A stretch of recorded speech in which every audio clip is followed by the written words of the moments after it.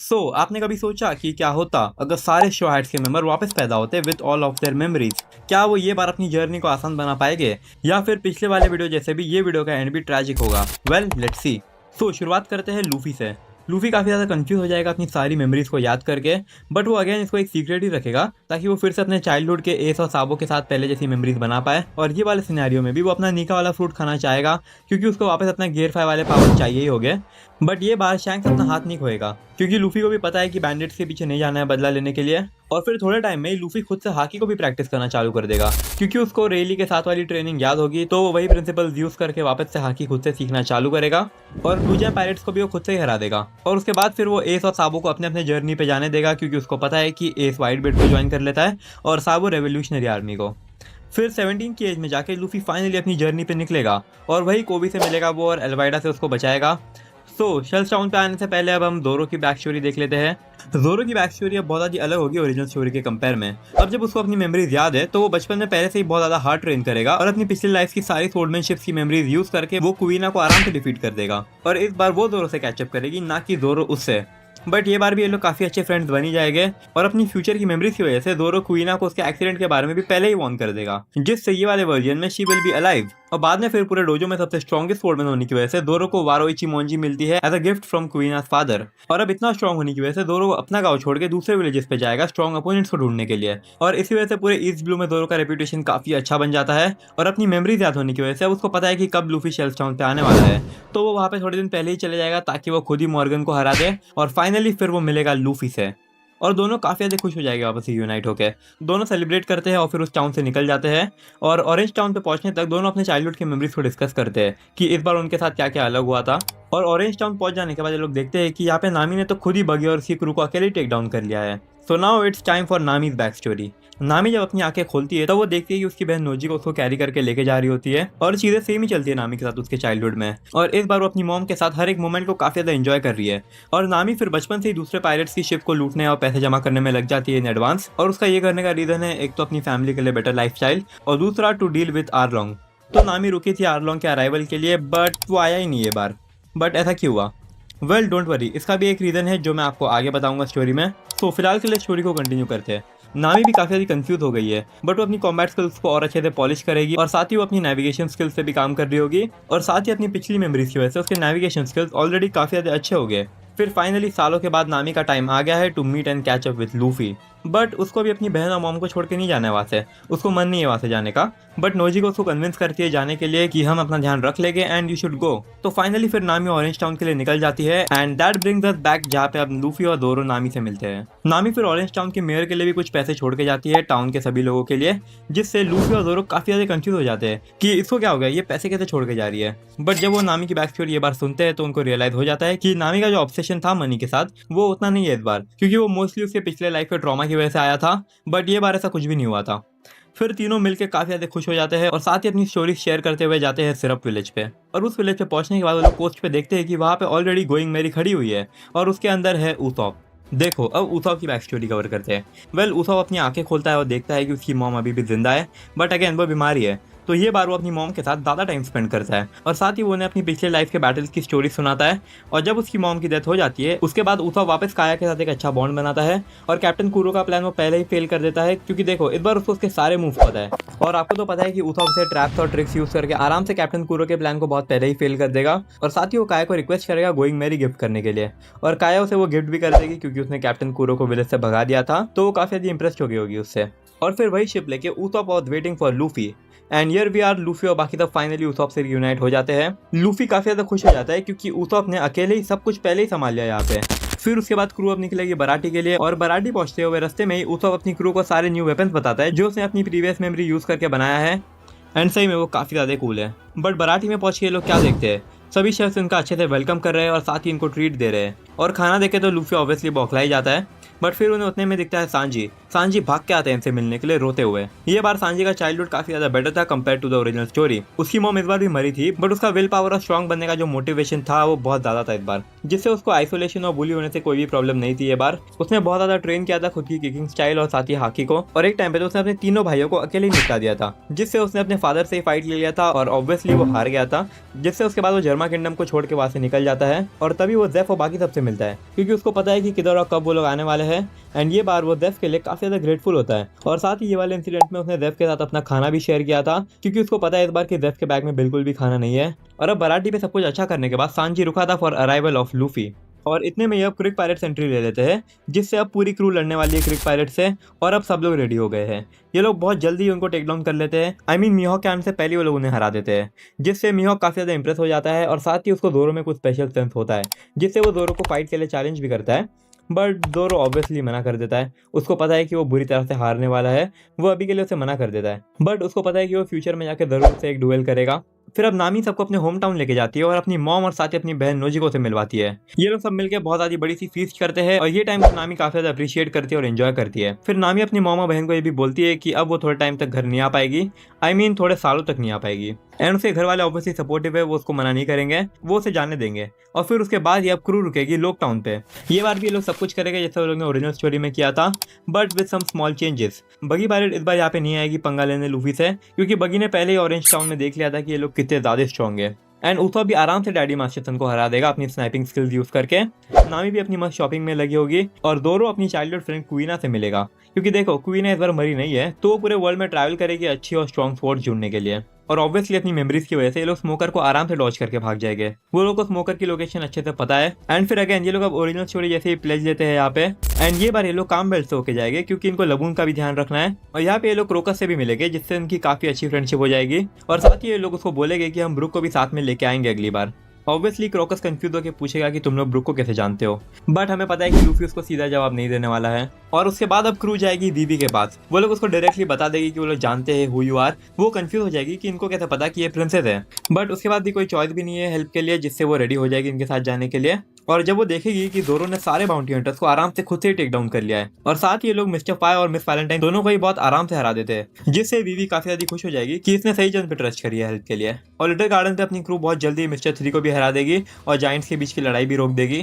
और जब ये लोग वापस ड्रम आइलैंड पे जाएंगे, तब रॉबिन इनके बोट पे आ जाएगी with some revolutionary this time, जिससे सभी कंफ्यूज होकर पूछेगी कि ये सब कौन है। रास्ते में ड्रम आइलैंड पहुंचते हुए रॉबिन उनको अपनी पूरी बैक स्टोरी बताएगी ये बार। तो जब रॉबिन ये बार पैदा हुई थी, वो वापस अपनी मॉम को लास्ट टाइम देखती है, बट उसके बाद रॉबिन अपनी स्टडीज पे फोकस करती है, और साथ ही एक यंग एज में स्कॉलर बन जाती है। और थोड़े टाइम में फिर वो सॉल और अपनी मॉम दोनों से ही वापस रियूनाइट भी होती है। और ये बार रॉबिन सॉल की हेल्प करेगी पूरे आइलैंड को जल्दी इवैक्यूएट करने के लिए, जिससे थोड़े लोग तो उसकी बात सुन के वहां से खाली कर देते हैं, बट कुछ स्कॉलर वही रुकते हैं लाइब्रेरी को प्रोटेक्ट करने के लिए, जिससे वो लोग ऑब्वियसली मर जाएंगे। और ये बार रॉबिन को अटैक के बारे में पहले से ही पता था, तो वो आराम से पहले ही सॉल और उसके लिए एक बोट का इंतजाम कर लेगी, जिससे ये लोग टाइम पे एस्केप कर लेंगे वहां से।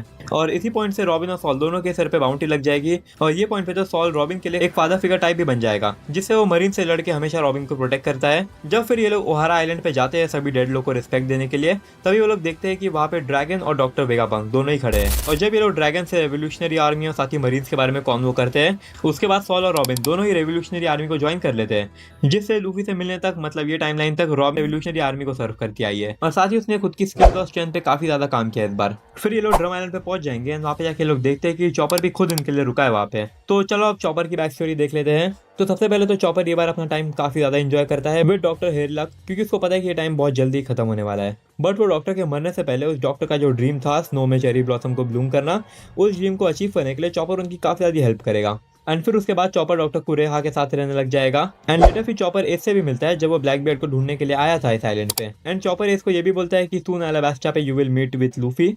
सो एनीवे अब चॉपर को अपनी क्रू में ज्वाइन करने के बाद ये लोग अब सीधा जाएंगे अलाबास्टा पे। अपनी पिछली मेमोरीज को यूज करके लोग डायरेक्ट क्रोकोडाइल के बॉम्ब को डिसार्म कर देंगे। एंड फिर आया कि क्रू एस से मिलती है ऑफ कोर्स। एंड फिर लूफी एस को ये भी बोलता है कि he will help him to find Blackbeard, क्योंकि वो चाहेगा कि एस सेफ रहे इस बार, एंड पिछली बार जैसा वो पकड़ा ना जाए मरीन्स के हाथों। बट फिलहाल के लिए तो क्रू एस के साथ मिलकर इजीली क्रोकोडाइल को टेक डाउन कर लेती है, जिसके बाद ये लोग वीवी को छोड़ के जाया के लिए निकल जाते हैं to confront with Blackbeard. तो यहाँ पे लूफी की क्रू और एस सब मिलकर ब्लैक बियर्ड से लड़ेंगे। इनके इतने कंबाइन एफर्ट्स के साथ ये लोग ब्लैक बियर्ड को आराम से ओवरवेल्म कर देंगे, बट आई थिंक कि ब्लैक बियर्ड वहां से एस्केप कर लेगा इस बार भी। एनीवेज फिर अब ब्लैकबीयर्ड के भागने के बाद एस और लूफी अपने सेपरेट वेज निकल जाते हैं और एस लूफी को प्रॉमिस भी करता है कि ये बार वो ध्यान रखेगा और साथ ही पकड़ा नहीं जाएगा इस बार। फिर ये लोग अपने रास्ते निकल जाते हैं और स्काइपिया के बारे में कंप्लीटली भूल ही जाते हैं इस बार ये लोग। बट ये नॉकअप स्ट्रीम उनको खुद जाके ऊपर फेंक देती है एंड स्काइपिया पे पहुंच के जोरो और सांजी सीधा जाके एनएल के टीममेट्स को टेक डाउन कर लेंगे, क्योंकि इनको भी पता है कि एनएल से बस लूफी ही लड़ सकता है। एंड ऐसे ही होता है, लूफी सीधा जाके एनएल पे अटैक कर देता है एंड उसको अपने रबर पावर और हाकी से हरा देता है,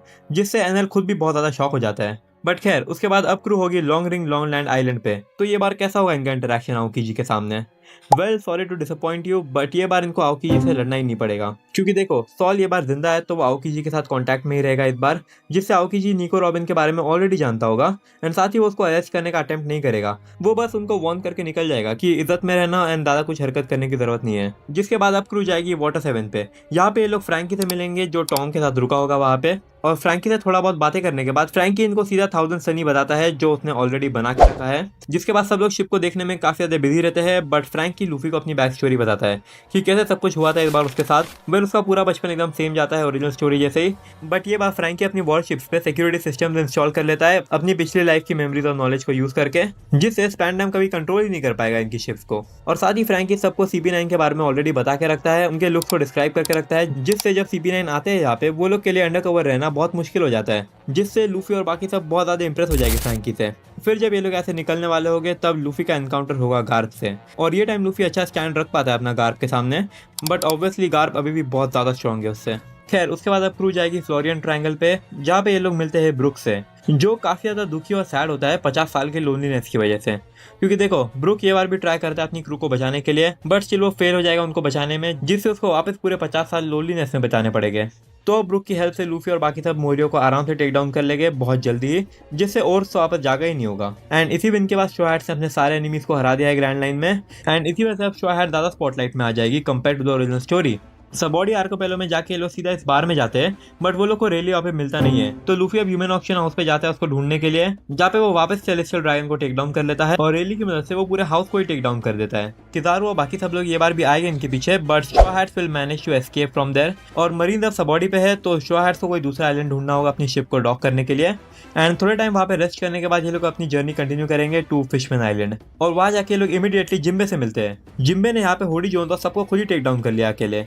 so now it's time for जिम्बे back story. जिम्बे वापस फिश टाइगर के साथ ही होता है यहाँ पे भी, बट ये बार भी चीजें ओरिजिनल स्टोरी जैसी जाती है, जिम्बे कुछ चेंज नहीं कर पाता है। But this time जिम्बे made a different choice. वो आर्लोंग पायरेट को छुड़ाता नहीं है इस बार, बल्कि वो रियोग्यू किंगडम को प्रोटेक्ट करने में लगा था। एंड यही रीजन की वजह से आर्लोंग कभी फ्री ही नहीं हो पाया था एंड वो नामी के विलेज तक पहुंच ही नहीं पाया कभी। एंड जिम्बे के बाद अपनी मेमोरीज होने की वजह से वो क्वीन ओहिमे को भी मरने से बचा लेता है इस बार, जिससे जिम्बे पूरे आइलैंड का हीरो बन जाता है। सो नेक्स्ट डेस्टिनेशन है अब पंख हैजार्ड, एंड क्रू को वहाँ पे पॉइजनस गैस के बारे में ऑलरेडी पता है, तो चॉपर एक ड्रग बनाएगा जिससे वो उस पॉइजन को न्यूट्रलाइज कर पाए, जिससे अब ये लोग वहाँ पे जाके भी सीधा क्लाउन उसके सारे प्लान को आराम से डिस्ट्रॉय कर देते हैं। सो वेल आपने अभी तक कोई चेंज नोटिस किया? वेल क्रू अभी तक काफी ज्यादा स्ट्रॉन्ग है ओरिजिनल स्टोरी के कंपेयर में, तो वो लोग का टाइम स्किप आग इस बार आया ही नहीं होगा। एंड इसी वजह से ये लोग पंख हैजार्ड पे बहुत जल्दी पहुंच गए होंगे, जिससे ये लोग कभी मोमोनोस्के और किनामोन से मिल ही नहीं पाएंगे। लूफी काफी ज्यादा कंफ्यूज हो जाएगा कि मोमोनोस्के आखिर गया किधर, बट बाकी लोग उसको समझा देंगे कि कैसे ये लोग बहुत जल्दी पहुंच गए यहाँ पे। तो नेक्स्ट आते हैं अब ड्रेसरोदा पे, बट यहाँ पे अब एक प्रॉब्लम है, क्योंकि देखो क्रू ड्रेसरोदा और पंख हैजार्ड दोनों पे बहुत जल्दी पहुंच गई है, जिससे ये लोग लॉ से कभी मिल ही नहीं पाएंगे, और लॉ के ना होने की वजह से ड्रेसरोदा पे इनका काम और ज्यादा मुश्किल होने वाला है इस बार। तो ये लोग अब चुपचाप से ड्रेसरोदा पे जाएंगे और पिछले बार जैसे टाइम पास नहीं करेंगे, बल्कि ये लोग सीधा जाके तोरितारा को फ्री कर देंगे और वेपन की फैक्ट्री को भी डिस्ट्रॉय कर देंगे, जहाँ पे लूफी अब सीधा 1-on-1 के लिए निकल जाएगा डोफ्लामिंगो के साथ। बट ये बार थोड़ा प्रॉब्लम हो गया है, क्योंकि लूफी शुगर के एबिलिटीज के बारे में अवेयर ही नहीं है, क्योंकि देखो ओरिजिनल स्टोरी में बाकी लोग ने उसे शुगर से बचा के रखा था, तो ये बार लूफी भी अब एक टॉय में कन्वर्ट हो जाएगा। एंड अब बाकी के शो हैट्स के मेंबर के ऊपर है ये सिचुएशन से डील करना। तो क्या आप लोगों को लगता है कि शो हैट डोफ्लामिंगो को हरा पाएगी? वेल उनको हराना ही नहीं पड़ेगा, उनको बस शुगर को ही टेक डाउन करना है, एंड वेल ये लोग उसे हरा भी देंगे। एंड जैसे ये लोग शुगर को हरा देंगे तब लूफी इमीडिएटली जाके डोफ्लामिंगो के साथ लड़ना शुरू कर देगा और अपनी पावरफुल हाकी और गेयर 4 यूज करके वो आराम से उसे टेक डाउन कर लेगा, जिससे अब शो हैट्स वर्ल्ड गवर्नमेंट के टारगेट में आ जाएगी, और ओरिजिनल स्टोरी के कंपेयर में ये लोग अब ज्यादा डेस्परेटली शो हैट्स को हंट करेंगे। सो एनीवेज अब नेक्स्ट डेस्टिनेशन है obviously Whole Cake Island. Well आप लोग सोच रहे होंगे कि इस बार क्रू होल केक आइलैंड पे गई क्यों है, जबकि ये बार तो क्रू का कोई नीड भी नहीं है यहाँ पे। बट इस बार लूफी होल केक आइलैंड पे इसीलिए जाएगा क्योंकि उसको बिग मॉम के वहां से ये वाला फोनोग्लिफ्स चाहिए होगा। तो यस यही माइंडसेट के साथ लूफी अब जिम्बे के नेविगेशन स्किल्स यूज करके पहुंच जाएगा होल केक आइलैंड पे। ये बार दोरो, सांजी, जिम्बे ये लोग सब मिलकर फोकस करेंगे बिग मॉम के स्वीट कमांडर्स को हराने में, जहाँ पे दूसरे side Luffy will go on to take down Big Mom, जहाँ पे दूसरी तरफ ब्रुक और चॉपर दोनों चुपचाप जाके फोनेक्लिप्स को चुरा लेंगे। एंड अब मेन फाइट पे आते हैं। यहाँ पे लूफी ने अपना गियर 5 खोल के फाइनली बिग मॉम को टेक डाउन कर लिया है। एंड एक योंको क्रू को हराने की वजह से शॉ हेड्स अब पूरे वर्ल्ड में बहुत जल्दी फेमस हो जाएगी और Luffy officially 4th emperor of the sea बन जाएगा। एंड अब शॉ हेड्स निकल जाएगी वानो के लिए, जहाँ इनको एस बीच में मिल जाएगा। कॉसी ये बार एस ब्लैक बियर्ड से लड़ा नहीं था और ना ही वो कैप्चर हुआ था, तो व्हाइट बियर्ड और एस दोनों ये सिनेरियो में जिंदा हो गए। तो एस अब शॉ हेड्स को व्हाइट बियर्ड के पास लेके जाएगा और व्हाइट बियर्ड की क्रू से मिलकर और बात करने के बाद व्हाइट बियर्ड इनको वार्न करेगा कि मत लड़ने जाओ कायदो से, वो बहुत ज्यादा स्ट्रॉन्ग है। एंड वही सब typical convo, but Luffy obviously बोलेगा नहीं, मैं क्यों सुनूं, मैं जिससे लड़ना चाहूँ मैं उससे लड़ सकता हूँ। जिससे ये सुन के बाकी सब तो शॉक हो जाएंगे, बट व्हाइट बियर्ड एक टाइप से खुश हो जाएगा क्योंकि उसको लूफी में वही गोल्डी रॉजर वाला डिटर्मिनेशन दिखेगा। तो मार्को और एस को साथ में भेज देगा उनकी हेल्प करने के लिए। अभी भी कोई इजी काम नहीं है कायदो को हराना, बट ये बार एस और मार्को के साथ ये लोग अब अच्छा प्लान करके अटैक करेंगे वहाँ पे। सबसे पहले तो ये लोग टोबिरोपो और बाकी सबको टेक डाउन कर लेंगे एंड लूफी और एस यामाटो को भी फ्री करेंगे ये बार, क्योंकि वो भी इनके हेल्प में आ सकती है फाइनल बैटल में। एंड फिर अब सारी प्रिपरेशन और सभी समुराई के साथ मिलकर ये लोग फाइनली कायदो पे एक फुल ऑन अटैक लॉन्च कर देंगे। इनका पूरा प्लान सही था, बट कायदो का जो क्रू है उसका मैन पावर बहुत ज्यादा है जो इनको ओवरवेम कर देगा, जिससे अब ये लोग मोमेंटम लूज करना स्टार्ट कर देंगे। बट ये क्या हो रहा है, तब ये लोग देखते हैं कि शोर पे कुछ शिप्स आए हैं एंड जैसे वो शिप्स पास आते हैं हमें समझता है कि वो कोई नहीं बल्कि वो व्हाइट बियर्ड की पूरी क्रू है। बट सी व्हाइट बियर्ड को एक फुल और वॉर नहीं करनी थी कायदो के साथ, बट वो रेजिस्ट ही नहीं कर पाया अपने आप को और इनकी हेल्प करने के लिए आ जाता है। एंड ये देखिए बाकी समय भी एनर्जी और मोटिवेशन का बूस्ट आ जाता है एंड अब ये लोग वापस मोमेंटम ले लेते हैं और यही मोमेंटम की वजह से लूफी को फाइनली चांस मिल जाएगा अपना गियर 5 यूज करके कायदो को टेक डाउन करने का। एंड एज कायदो इज डिफीटेड अब लैंड ऑफ वानो फाइनली फ्री हो जाएगा। ये काफी अच्छी एंडिंग थी राइट। तो इसीलिए वीडियो को भी लाइक कर देना और साथ ही चैनल को भी सब्सक्राइब कर लेना एंड मिलते हैं कोई नए वीडियो में, तब तक के लिए बाय।